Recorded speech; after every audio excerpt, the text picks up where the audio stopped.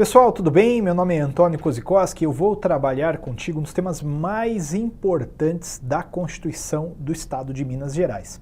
Vou trabalhar contigo a parte do servidor público.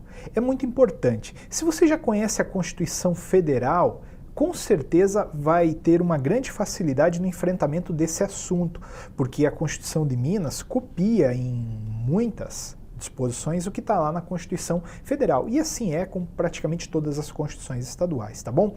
Essa parte da Constituição de Minas encontra-se a partir do artigo 20 da Constituição de Minas Gerais. Veja lá, começamos com os servidores públicos. E lá no artigo 20 você tem que a atividade administrativa permanente é exercida na administração direta de qualquer dos poderes por servidor público ocupante de cargo público em caráter efetivo ou em comissão, por empregado público detentor de emprego público ou designado para função de confiança ou por detentor de função pública na forma do regime jurídico previsto em lei. Então aí você tem em primeiro lugar a forma através da qual as pessoas podem, no estado de Minas, chegar aos cargos públicos, né? A regra, ela está aqui, né? A regra ela é muito clara. Na administração direta de qualquer dos poderes, a atividade administrativa é exercida por servidor público, ocupante de cargo público em caráter efetivo, então é o concursado. Mas também tem, obviamente, a possibilidade no texto constitucional de Minas de alguém entrar na administração pública por cargo comissionado, né? O cargo comissionado, ele é dado para qualquer um para exercer uma função de direção, chefia e assessoramento. Mas também a gente tem o empregado público detentor de emprego público. O empregado público ele vai trabalhar, né, também na administração pública, mas num segmento talvez mais restrito. Então, por exemplo, aquele que trabalha lá na Caixa Econômica Federal, Infraero, Petrobras, Banco do Brasil, eles são empregados públicos, eles são regidos por uma lógica um pouco diversa, mas ainda assim integram os quadros da administração pública, não é verdade? E tem também aquela pessoa que é designada para a função de confiança. Função de confiança, novamente também, é para direção, chefia e assessoramento, beleza? Tranquilo, tranquilo.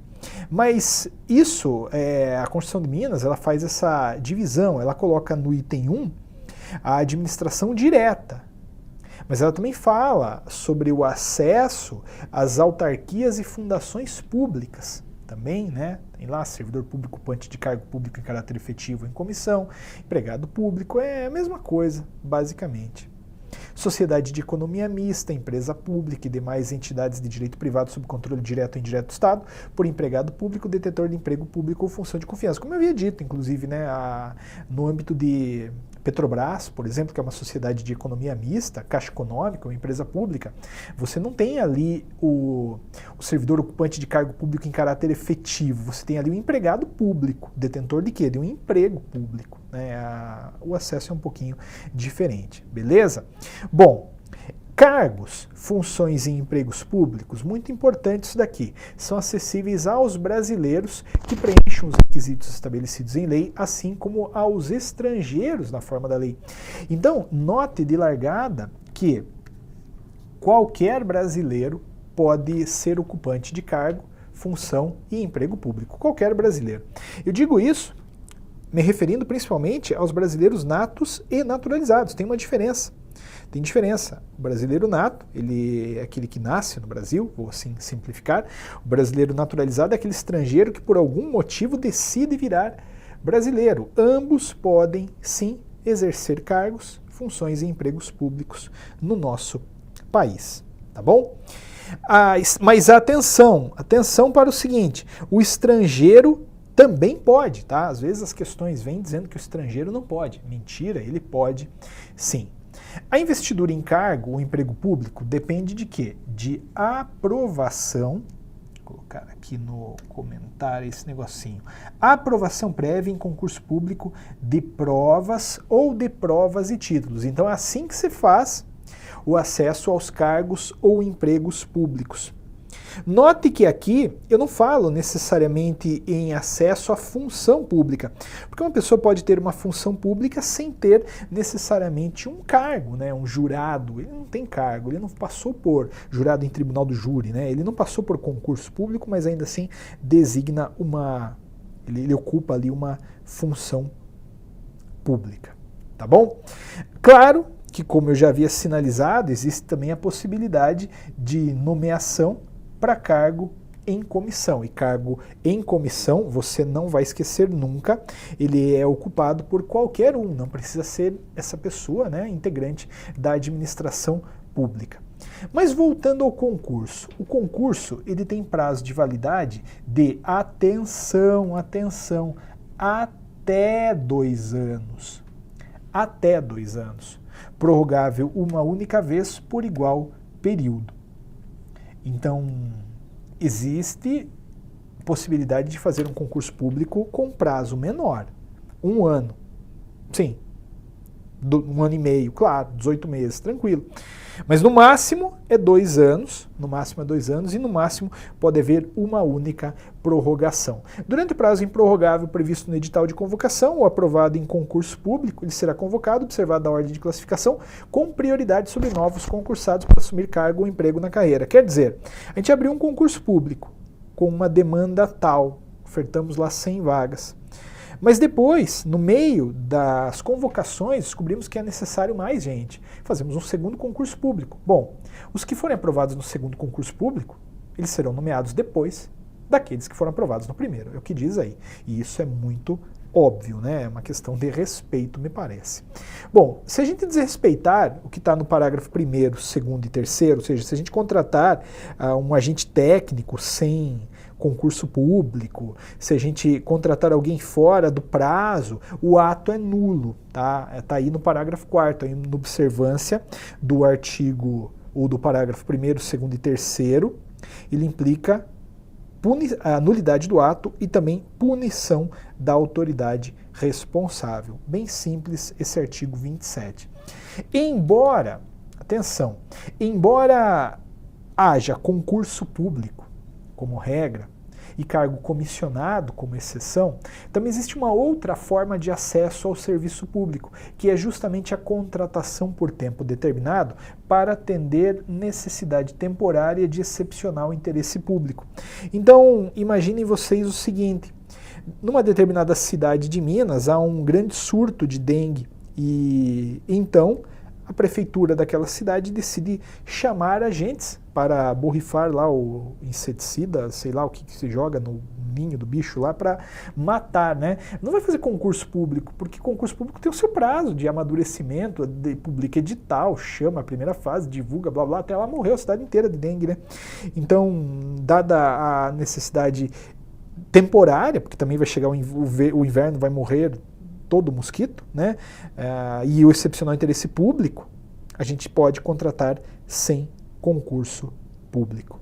Beleza? Aí é uma contratação por tempo determinado, o processo é um pouco mais simplificado. Agora, entenda que essa contratação por tempo determinado, cuidado, a Constituição de Minas frisa isso com bastante clareza, não se aplica à função de magistério. Então, tá faltando professor, aí a gente vai contratar por tempo determinado. Não, não vai, porque acredite, sempre vai faltar professor. Eu trabalho também em instituição, melhor dizendo, de ensino, e poxa, todo começo de semestre é um caos, porque as agendas dos professores, as grades não batem, e aí sempre precisa contratar alguém, mas aí não podemos, segundo a Constituição de Minas, né, contratar por tempo determinado, teremos que fazer outra providência, beleza?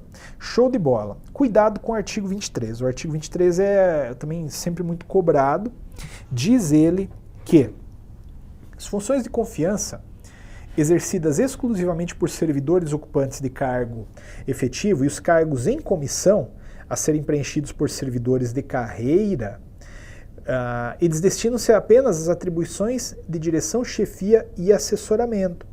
Olha, a interpretação que a gente tem que tirar desse dispositivo é o seguinte: Existem duas coisas aí mencionadas. Primeiro, função de confiança. Segunda, cargo em comissão. Ambas, função de confiança e cargo comissionado, destinam-se apenas à direção, chefia e assessoramento. Ponto. Só que cargo em comissão, embora ele tenha que ser destinado numa parte para servidor de carreira, ele se destina, em regra, a qualquer um. Então, quer dizer, qualquer um, mesmo não integrante das instâncias administrativas, pode ter um cargo comissionado. Eu não sou servidor público, mas eu posso ser comissionado. Agora, função de confiança, atenção, função de confiança é somente para servidor ocupante de cargo efetivo. Cuidado, hein? Às vezes vem a prova e troca e diz que cargo em comissão é exercido exclusivamente por servidor ocupante de cargo efetivo. Não, não. Tá bom? Não é. Ou melhor, função de confiança, esta sim, é só para ocupante de cargo efetivo. Agora, cargo comissionado é, como eu disse, para qualquer um. Show de bola, né? Bom, você tem uma regrinha que é específica da Constituição de Minas, na Constituição Federal não existe isso. Parágrafo 1º, nas entidades da administração indireta, pelo menos um cargo ou função de confiança de direção superior é de empregado público de carreira. Ponto. Inteligente, né? A gente também tem que prestigiar quem é de dentro da esfera, vou assim chamar, formal da administração pública. Bom, parágrafo 2º, não vejo tanta relevância nele. A gente tem o artigo 24 que fala da remuneração dos servidores públicos. Somente é fixada ou alterada por lei específica. Então não pode um decreto, por exemplo, atenção para essa, decreto é um ato do próprio chefe do Poder Executivo, o governador vai lá e faz um decreto. Não pode o decreto aumentar a remuneração do servidor público, apenas a lei, aqui considerada como trabalho do Poder Legislativo, né? Atenção para o parágrafo 1º, que retrata aí uma regra muito boa, muito interessante de teto. Veja que a remuneração e o subsídio dos ocupantes de cargos, funções e empregos públicos da administração direta, autárquica e fundacional, de qualquer um dos poderes, do Estado, MP, Tribunal de Contas, blá, blá, blá, blá, blá, blá, blá, blá, blá, não poderão exceder o subsídio mensal dos desembargadores do Tribunal de Justiça. Né? Então, é interessante lembrar que no estado de Minas, nenhum servidor vai ganhar mais do que o desembargador do TJ. Não pode, é o teto, tá bom? É o teto, cuidado com isso daí. E também, o que mais que você pode colocar aí a respeito dessa remuneração? O teto é o quanto ganha o desembargador do Tribunal de Justiça. Parece contraditório, mas não é. Abaixo, diz que os vencimentos dos cargos do Poder Legislativo e do Poder Judiciário não podem ser superiores àquilo que é percebido pelo Poder Executivo. Então, assim, a gente não pode, na administração pública mineira, ganhar mais do que se ganha na cúpula do Poder Executivo. A gente até pode equivaler a remuneração do desembargador com a remuneração do governador, mas não pode ganhar mais do que o governador. Por quê? Porque o governador é aquele que arrecada o dinheiro. Concorda comigo? Antônio, então, enfim, qual que é o teto? É o desembargador ou é o Poder Executivo? Bom, trabalhe com a literalidade da questão sempre. O teto é o desembargador do TJ. Ponto. Agora, ninguém de qualquer um dos poderes pode ganhar mais do que o Poder Executivo também. Então, de certa forma, tem dois tetos aí que se encontram, né? A gente nunca pode vincular ou equiparar espécie remuneratória para efeito de remuneração do pessoal. Então, assim, eu faço a mesma coisa, quero ganhar a mesma coisa que ele. Não, porque existem quinquênios e biênios e uma série de pontos agregados, né? Também atenção para o parágrafo 4º, muito relevante. Os acréscimos percebidos por servidor público, eles não serão computados nem acumulados para o fim de concessão de acréscimo ulterior. Então, assim, eu ganho uma remuneração, mas aí passo a fazer jus, passo a ganhar né? Um acréscimo de 10%. Bom, uma nova gratificação que eu receba não vai incidir sobre a minha remuneração mais 10%, e sim apenas sobre a minha remuneração. É o que diz esse parágrafo 4º. Tá? Quanto ganha o servidor público em Minas? É irredutível. Claro que há algumas ressalvas, como por exemplo, se a pessoa está ganhando mais do que o teto, aí pode reduzir, se está, enfim, ganhando de maneira acumulada, pode reduzir, mas a regra é a irredutibilidade. Parágrafo 6º também eu arriscaria pular, né? Espero que você entenda, estou frisando os temas mais importantes dentro do tema mais importante. Olha, também cuide muito do parágrafo 9º, porque, embora eu tenha dito que ninguém pode ganhar mais do que o desembargador do TJ, entenda que não serão computadas, para efeito dos limites remuneratórios de que trata o parágrafo 1º deste artigo, as parcelas de caráter indenizatório previstas em lei. Então, moral da história. Moral da história. Se num determinado mês eu tenho para receber uma indenização de R$200 mil, a minha remuneração poderá sim extrapolar o quanto ganha o desembargador do TJ. Por quê? Porque é uma verba indenizatória. Se for verba indenizatória, o teto pode ser ultrapassado. Certo? Isso aí. Isso aí. Parágrafo 10 diz que aquela disposição do parágrafo 1º, que a gente acabou de ver, aplica-se também à empresa pública e sociedade de economia mista, que é o teto da remuneração do servidor público, né? Parágrafo 11, há um dever,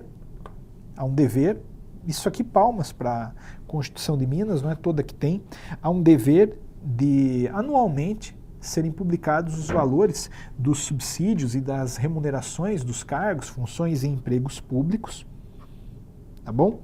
E é vedada a acumulação remunerada de cargos públicos permitida se houver compatibilidade de horário e observado o disposto no parágrafo 1º do artigo 24, que é a questão da remuneração, 2 cargos de professor, 1 cargo de professor com outro técnico ou científico, 2 cargos e empregos privativos de profissionais de saúde com profissões regulamentadas.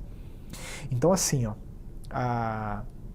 no Brasil, a regra é a seguinte: uma pessoa ocupa um cargo. Ponto. Uma pessoa ocupa um cargo. Contudo, se houver compatibilidade de horário, e desde que não haja extrapolamento do teto, aí pode haver a acumulação na forma que aí está. 2 cargos de professor, 1 cargo de professor com outro técnico ou científico, ou então 2 cargos na área da saúde, enfermeiros, por exemplo. É assim que se faz a acumulação de cargo. É assim que se faz a acumulação de cargo.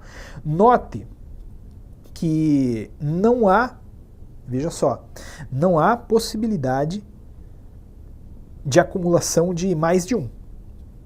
Não. Não. Então, é importante destacar que nas acumulações a gente tem no máximo 2 cargos.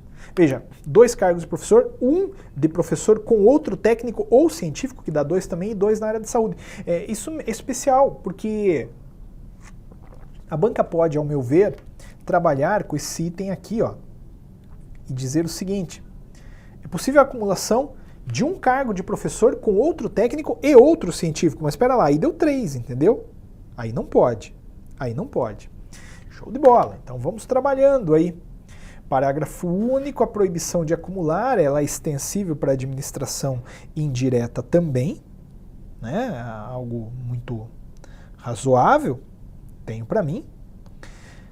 Depois o 26, esse 26 é muito bom também. Entenda você o seguinte: às vezes um servidor público ele acaba se elegendo. E aí, se ele se elege, como é que fica o trabalho dele? Bom, se ele se elegeu para mandato eletivo federal, estadual ou distrital, ele fica afastado do cargo, emprego ou função. Então você trabalha na administração pública do estado de Minas e foi eleito governador, presidente da República, nesse caso você tem que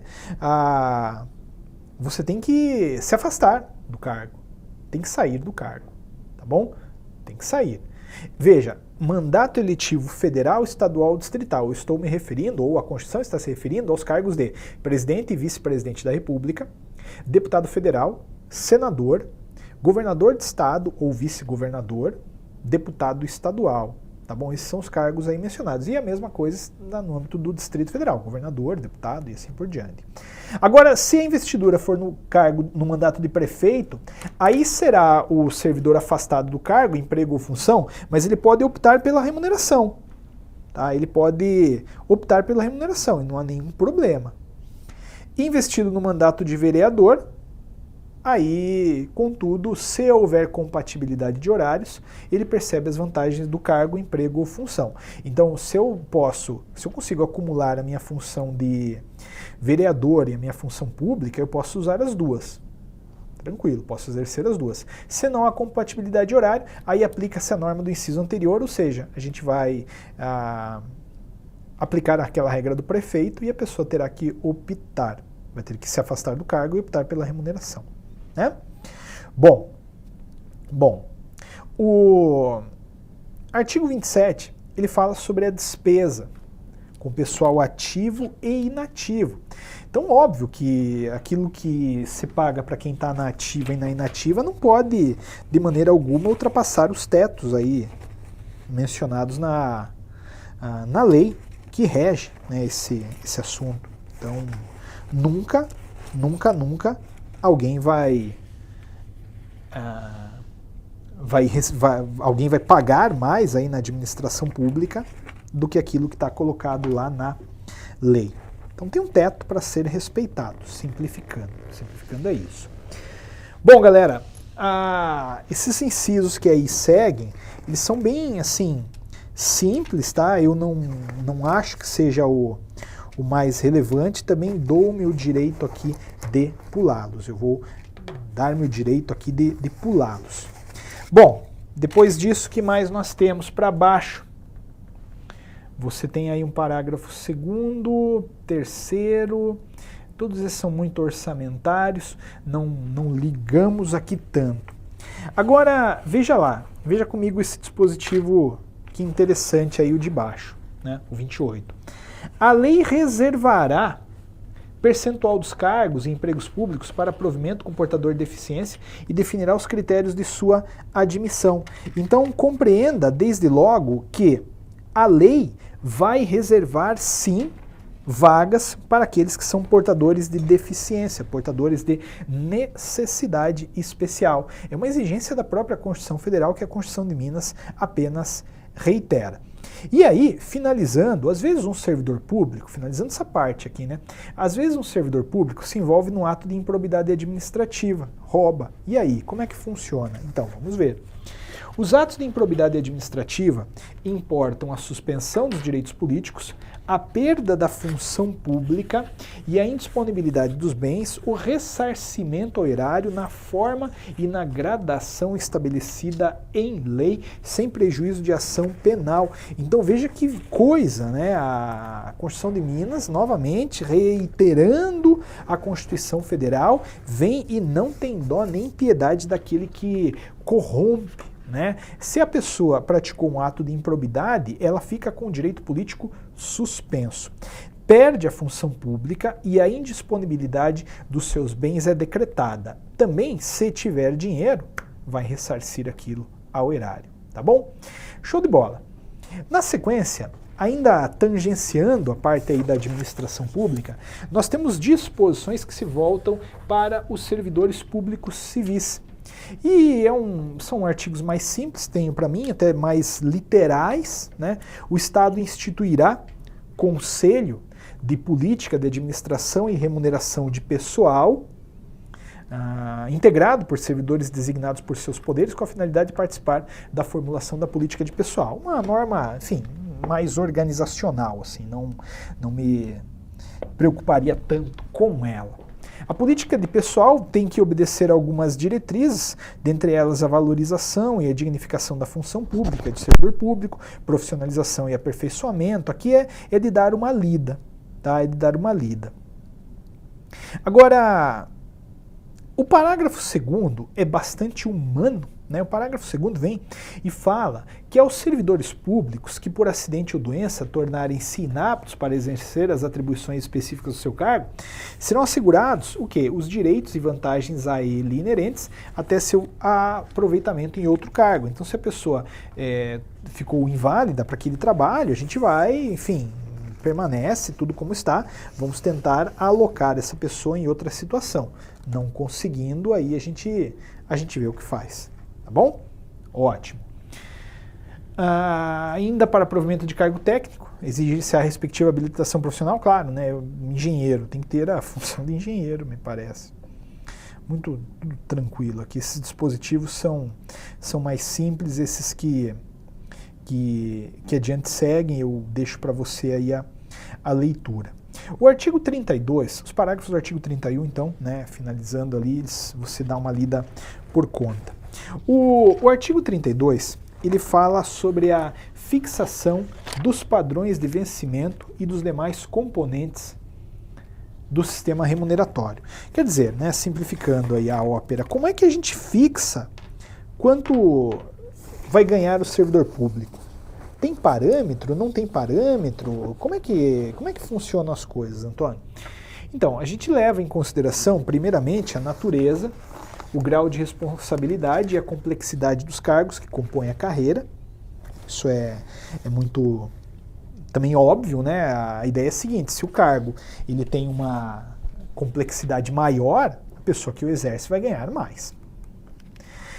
Requisitos para investidura no cargo. Olha, somente bacharel em direito pode ocupar esse cargo aí. Então, ou somente bacharel nisso ou naquilo pode. Então, naturalmente, se o critério é tal, a remuneração vai ser maior. Peculiaridade do cargo, um cargo ali com segurança, e, enfim, exige contato com agentes nocivos, por exemplo. Então, aí tudo vai caminhando, vai apontando para uma remuneração maior. Peculiaridade do cargo que estava ali embaixo. Tem alguns dispositivos aí revogados que não vêm ao caso. Tudo que está revogado, obviamente, você não lê, né? Artigo 33, muito simples, ele diz que o direito de greve ele é exercido nos termos e nos limites definidos em lei específica. Então, o direito de greve ele vai ser regulamentado pela lei. A lei deve regulamentar o direito de greve do servidor. Importante que o faça. O servidor público só pode fazer greve nos termos da lei. Quer dizer, tem que ter uma lei dizendo de que maneira ele pode fazer a greve para que não pare todo mundo a qualquer tempo, né? Parece muito óbvio.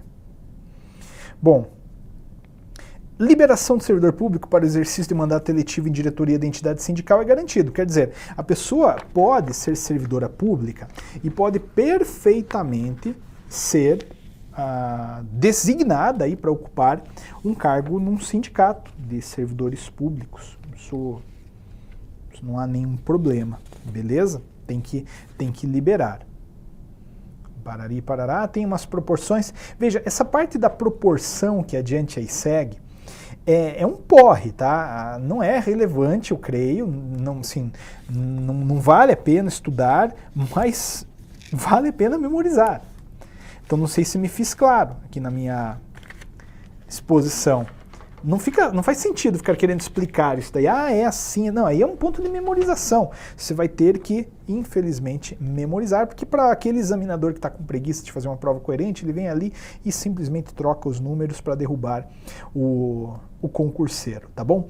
Artigo 35, já caminhando para o final da aula, diz que é estável após 3 anos de efetivo exercício, quem? O servidor público nomeado para cargo de provimento efetivo em virtude de concurso público. Então o servidor público, ele ganha a estabilidade após quanto tempo?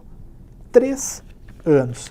E uma vez estável, ele só pode perder o cargo em virtude de quê? De sentença judicial, né, transitada em julgado, mediante processo administrativo, no qual lhe seja assegurada a ampla defesa, mediante procedimento de avaliação periódica de desempenho, na forma da lei complementar, assegurada também a ampla defesa. Então, cuidado com esses pontos. É uma delícia, né, o serviço público, porque ele dá ao aquele que o ocupa a estabilidade, beleza? A estabilidade. Então, ponto. A gente está quase chegando aí no final, né, no final da nossa Constituição estadual. Às vezes acontece de a gente mandar embora alguém de maneira injusta na administração pública. E essa pessoa entra com uma ação para reverter. Se for invalidada por sentença a decisão de demissão daquele servidor estável, ele deve ser reintegrado. Isso é muito evidente. Ele tem que voltar, então, ao cargo. O ocupante da vaga, se estável, volta para o cargo de origem.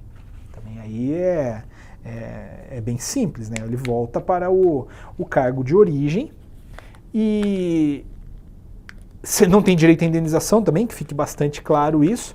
Ele é aproveitado em outro cargo ou posto em disponibilidade com remuneração proporcional ao tempo de serviço. Extinto o cargo de um servidor público, ele é também, atenção para isso, ele é colocado em disponibilidade com remuneração proporcional até o seu ulterior aproveitamento, né, em algum lugar. Como condição para aquisição de estabilidade é obrigatória a avaliação especial de desempenho também por comissão instituída para essa finalidade. E aí eu tenho para mim que, enfim, basicamente as coisas se encerram, né? Não tem mais muito o que falar. Tá bom? Só assim, um cuidadinho com o artigo 36, que fala sobre o regime de aposentadoria do servidor público. Servidor titular de cargo de provimento efetivo, ele tem um sistema próprio de previdência, de caráter contributivo e solidário. Então você tem aí as previdências, né, aliás, as aposentadorias, invalidez permanente, com provento proporcional ao tempo de contribuição, exceto se a invalidez for decorrente de acidente em serviço, moléstia profissional, doença grave, contagiosa ou incurável na forma da lei. Essa parte da Constituição é muito razoável, tá? Você há de convir comigo que ela é muito razoável mesmo. Se o servidor público, infelizmente, foi acometido por uma invalidez permanente, a gente vai aposentá-lo. Óbvio que a gente vai aposentá-lo. Mas a gente vai aposentá-lo, entenda, com um provimento parcial. Quer dizer, ele não vai ganhar o salário integral, ele vai ganhar apenas uma parte. A não ser, antes que você me ache injusto, ou ache a Constituição injusta, que essa moléstia tenha se dado em virtude de... O que essa invalidez tenha se dado em virtude de uma atividade profissional. Então, assim, a pessoa estava dirigindo lá a ambulância, era um motorista de ambulância, bateu, deu uma porrada e quebrou-se lá inteiro, ficando inválido, né? Nesse caso, obviamente tem que aposentá-lo com provimentos integrais. Ele ficou inválido em razão de um trabalho que estava fazendo. Concorda? Compulsoriamente aos 70 anos de idade, com provento proporcional ao tempo de contribuição, e voluntariamente, desde que cumprido um tempo mínimo aí de 10 anos, né, de efetivo exercício no serviço público e 5 anos no cargo efetivo em que se der aposentadoria, observados aí alguns critérios. Quais são os critérios que você tem? 60 anos de idade e 35 de contribuição se homem, 55 anos de idade, 30 de contribuição se mulher, depois 65 anos de idade se homem, 60 anos de idade se mulher, com proventos proporcionais ao tempo de contribuição. Então aí nós temos também as formas de aposentadoria do servidor público, tá bom? Do servidor público. E aí finalizamos com o artigo Cadê Você? Cadê Você? Isso daqui é muito específico, tem algumas regras de aposentadoria aí que eu não vejo o caso, não vejo, enfim, motivo, na verdade acabou, né? Era só isso que eu queria debater com você, já que o artigo 37 foi revogado. Então é isso, galera. Servidor público do Estado de Minas tem esse tratamento. Eu espero que você tenha compreendido o assunto e entendido os temas, né? E compreendido que alguns são de leitura, outros são de explicação. Muito obrigado, grande abraço, até qualquer dia.